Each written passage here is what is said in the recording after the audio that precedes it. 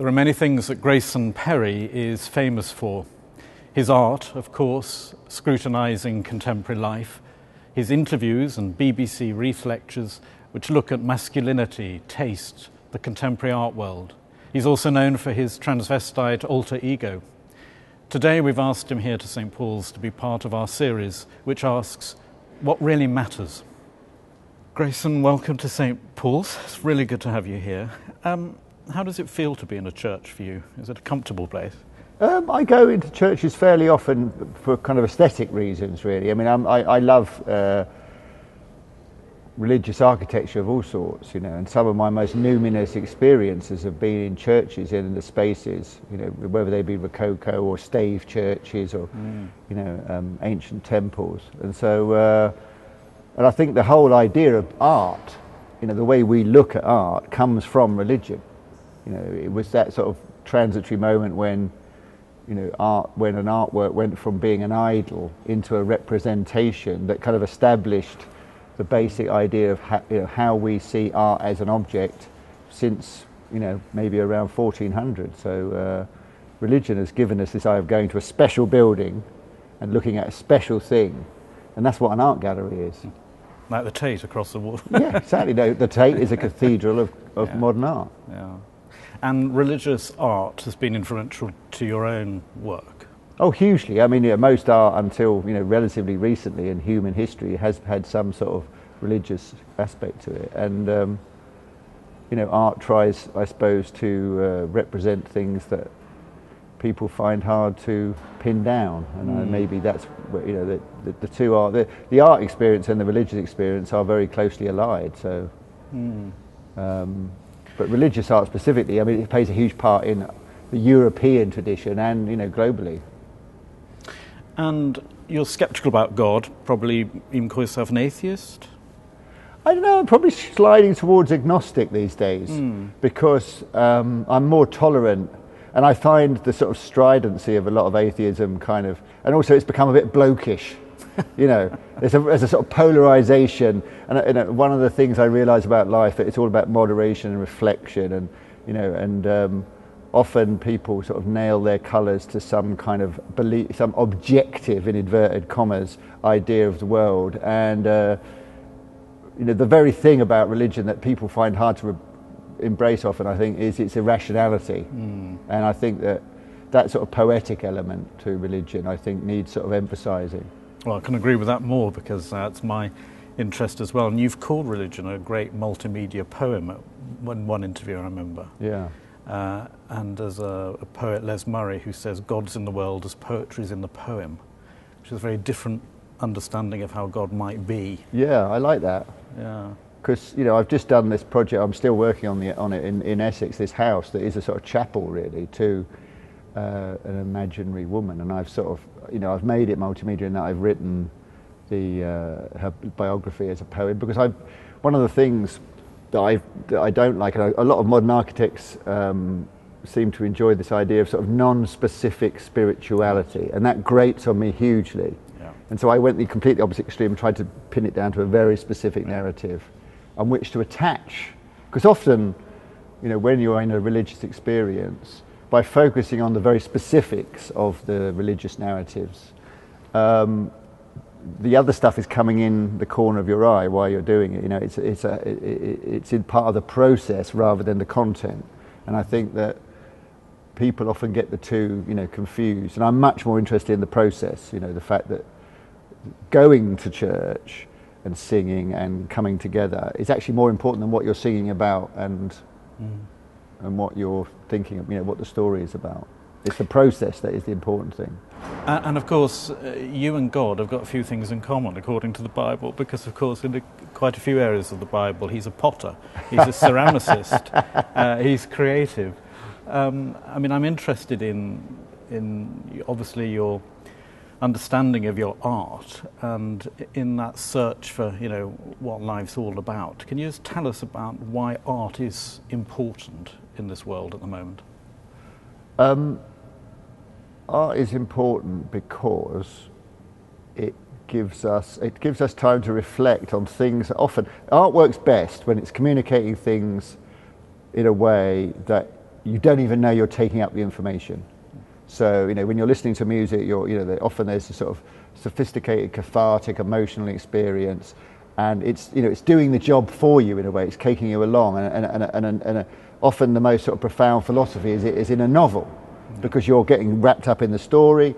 And, you know, in visual art, what's great about visual art is that it's communicating sort of moods and ideas and about being human almost instantaneously often. You know, you go into an art gallery, I like that, that's speaking to me, and it's all happening without you even knowing it, and that's good because it doesn't have to go into words. I mean, as I age, I realise more and more that my relationship to the world is primarily visual, and but even though I enjoy language, I realise there's a different pathway going on.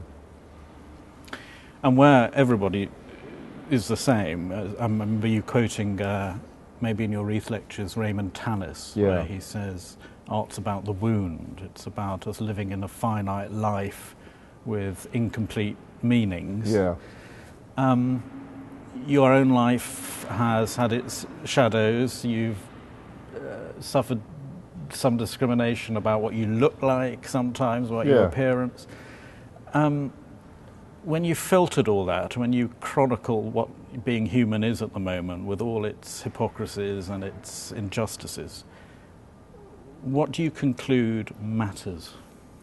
The thing that really matters, I think, is our sort of relationships. It's about our connection. So I think we're sort of primed genetically to connect. That's the most basic thing.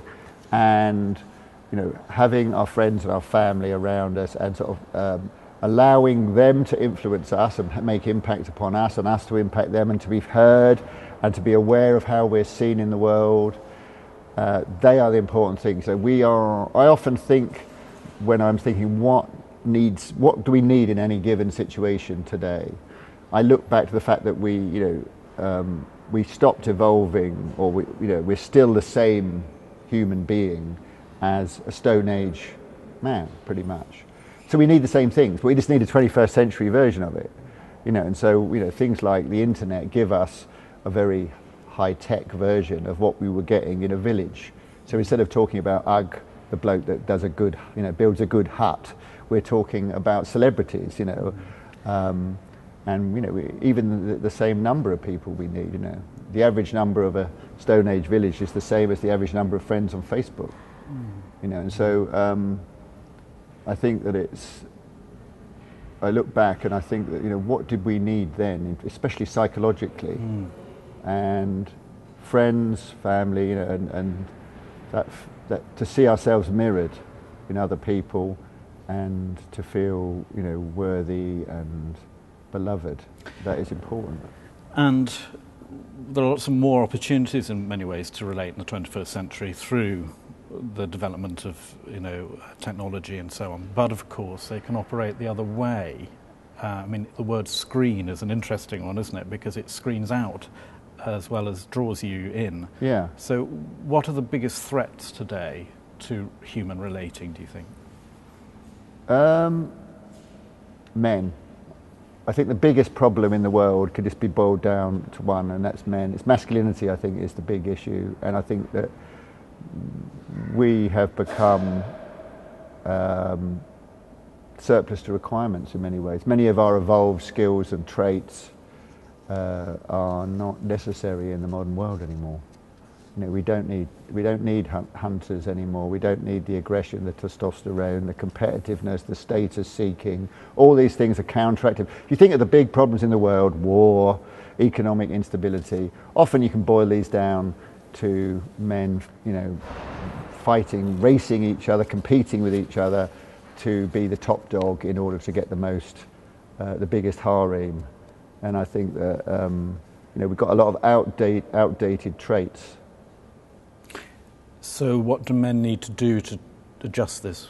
Behave more like women, I think. I mean, I read a statistic the other day that if men behaved like women, the country would save £46 billion. And that's just because there wouldn't be any crime. Well, I mean, it's interesting that all the sort of establishments and institutions, not least the one I'm part of, has been male-dominated. Yeah. and the imagery for God is also overtly male quite often, although that's being adjusted. Do you find that's one of the most off-putting parts of what you might call institutional, organised religion for you?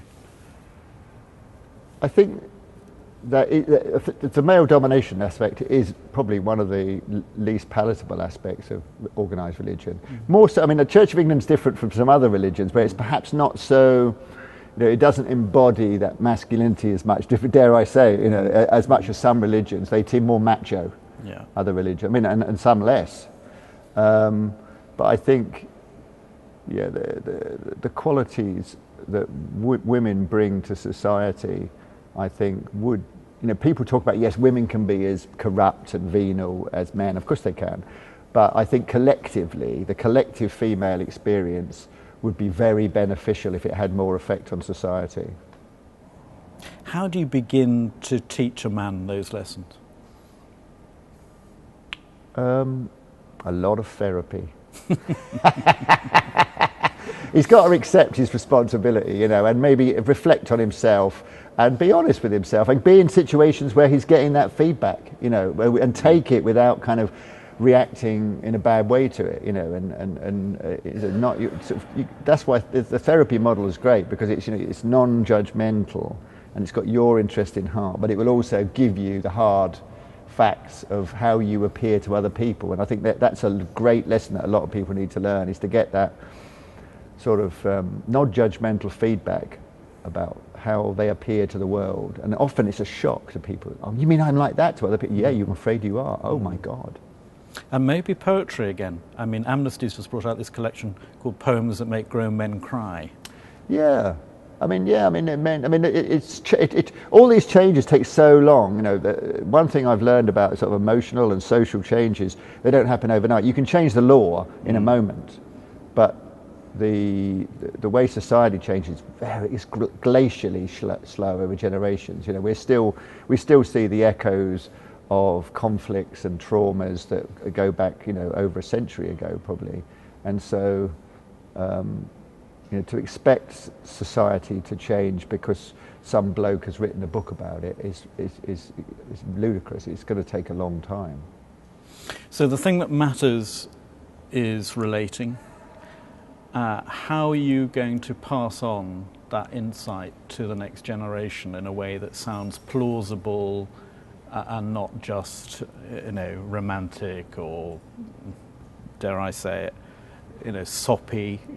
I think my example, I think often I get fed up with sort of spiritual blandness, and I think that one of the interesting things about most of the organised religions, they have very specific texts with very specific stories, and yes, a lot of it might be outmoded or indecipherable, but the very sort of having specific narrative means that people concentrate on the narrative. They forget they're actually getting the lesson is in the subtext of it often.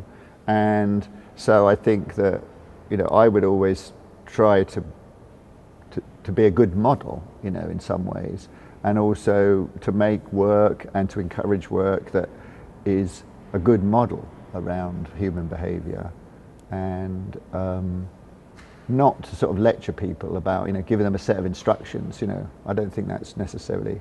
It's about stories. We are story people. Going back to the Stone Age, we sat around a campfire and we told stories. That was our primal culture. And so that's how we have internal stories, we have communal stories. That's how we absorb the kind of moral lessons, ethical lessons.